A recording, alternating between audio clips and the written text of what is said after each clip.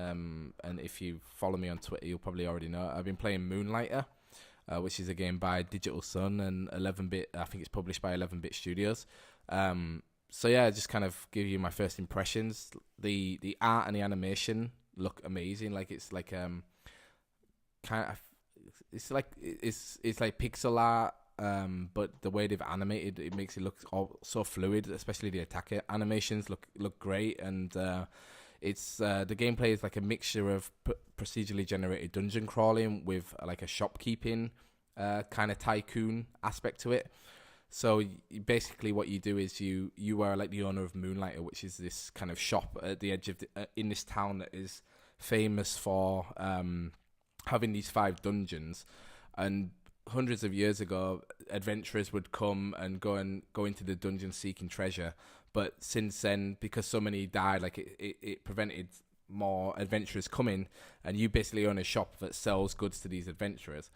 So what you kind of decide to do to save the shop from going bankrupt is that you enter the dungeon and kill these enemies, and then you collect their items and sell them in your shop. So yeah, you basically have to go into the dungeon, kill the enemies, collect their drops, and then when you've kind of had enough of the dungeon, you can basically warp out. So you warp out, go back to your shop, and then you have like when you start, you have four item places that you can sell 4 different items on. But you have no idea how much the items are worth.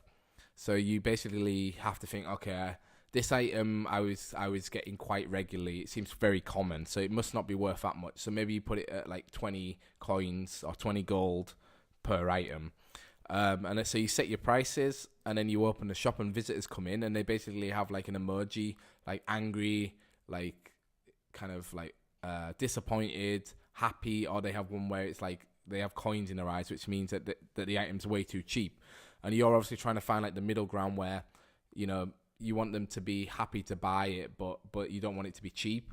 It's a lot of just like trial and error. Okay, this one, I sold this item for 20 coins. Okay, they say it's cheap. So you're like, well, okay, I'll put it for 100 coins each. But then it might be, okay, now they're a bit disappointed. So then you put it down to like 95, and 95 is like the sweet spot where you can sell it for that and they're happy to buy it. But then there's also like a lot of aspects of if an item is in demand, if an item's in short supply, then you can charge more for it. And the more you get into the game, you get like rich customers that are willing to pay more for items than poor customers would be, or like not poor customers, but normal customers would be.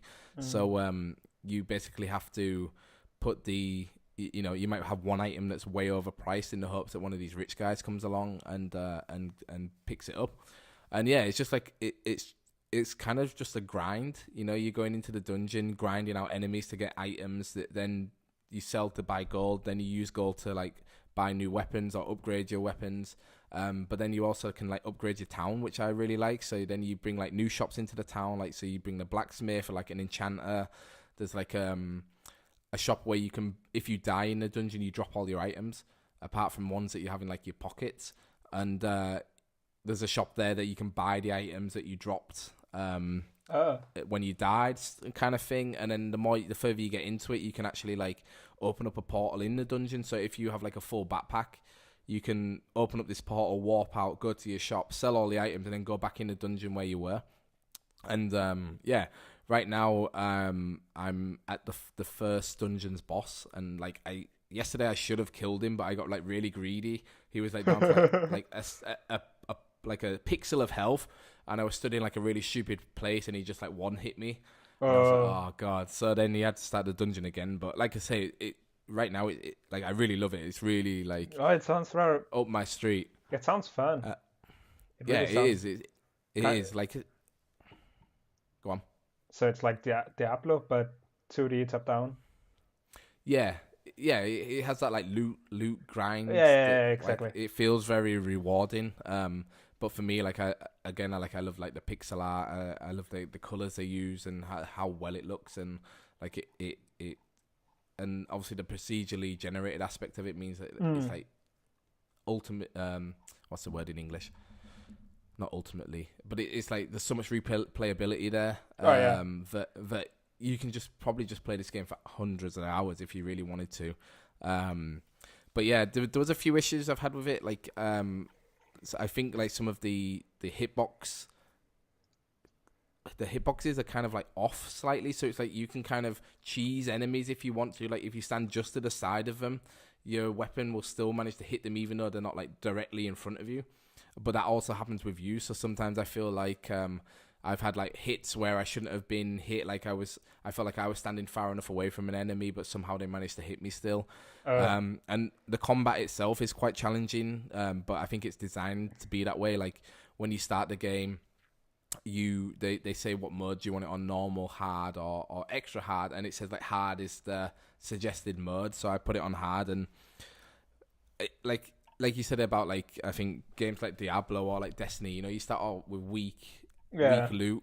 So you, at the first couple of hours you get your like ass handed to you, but then the more you play, the more loot you manage to get out of the dungeon, the more money you earn. You slowly start upgrading, and now like in the first dungeon anyway, I kind of feel like a god in there because I know all the enemy patterns, I know the boss pattern, I just haven't beat him yet. So it's like a really cool, like a really awesome game. Like I really like it, and so far, it's a game I can see me playing for a long time. Like next week is Pokemon, so we'll see when Pokemon comes out. But right now I'm loving it.